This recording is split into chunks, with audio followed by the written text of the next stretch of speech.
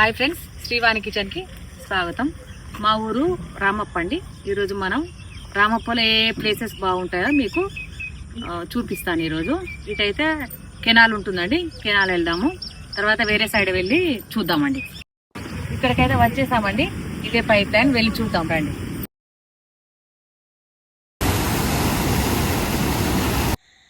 ఇదిగో అండి, ఇవే అండి దేవాదల ప్రాజెక్ట్ నుండి వస్తున్న నీళ్లు. ఇలా వచ్చిన నీళ్లు మా రామప్ప చెరువులో కలిసిపోతాయండి. దీంతో పాటు చేపలు బాగా వస్తాయండి. ఇంత ఫ్లోటింగ్గా వాటర్ ఫ్లో అవుతూ ఉంటుంది ఎప్పటికీ ఇక్కడ వర్షాకాలంలో. ఇలా ఇటు సైడ్ వెళ్తే మా రామప్ప చెరువు ఉంటుందండి. ఇలా వెళ్తున్నాం కదండి, ఇదే అండి రామప్ప చెరువు. చేపలు అయితే బాగా పడుతున్నారు. ఇవన్నీ చేపలు చనిపోయి పడి ఉన్నాయండి చాలా. ఇవే అండి ఈ బోట్స్. ఇవి థర్మాకోల్ షీట్స్తో తయారు చేస్తారు. వీటిని వేసుకొని వెళ్ళి చేపలు బాగా పడతారు. నేను కూడా కొంచెం మోకాళ్ళ లోతు నీళ్ళ వరకు చెరువులో దిగుతున్నానండి. వర్షం పడుతుంది, వాటర్ చాలా బాగున్నాయి, అందుకే లోపలికి వెళ్దామని అనుకుంటున్నాను. ఇక్కడైతే చాలామంది చేపలు పడుతున్నారండి. చిన్న చిన్న చేపలు అయితే బాగా పడుతున్నాయి. ఆ ఫ్లోటింగ్కి చేపలు బాగా కొట్టుకొస్తాయండి. చాలామంది ఇక్కడే ఉన్నారు. అది చూడండి, అక్కడ చూడండి, అది కనబడుతుంది చూడ, అది మొత్తం ఐలాండ్ అండి. ఒకరోజు ఐలాండ్ కూడా మీకు చూపిస్తాను.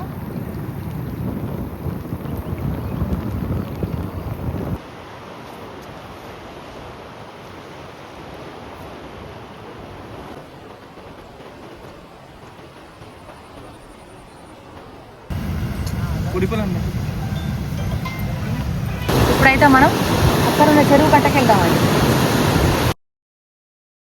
రిసార్ట్స్ అండి, రామప్ప రిసార్ట్స్.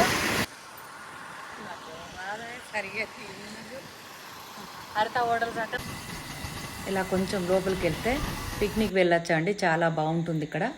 అన్నీ చెట్లే నీడలే ఇట్లా ఒకదానికొకటి కంటుకొని చాలా బాగా చెట్లు అన్నీ అల్లుకొని ఉంటాయండి. చూడండి,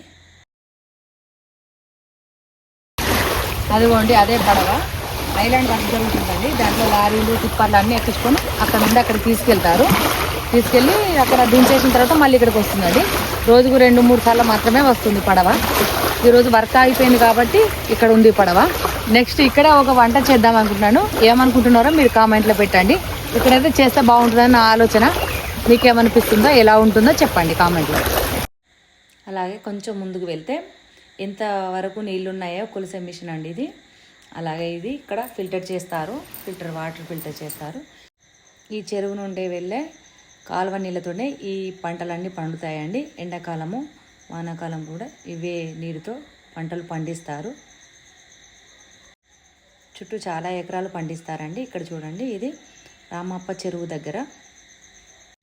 ఇప్పుడు మనం పడవలు వెళ్ళే చోటుకు వెళ్దామండి.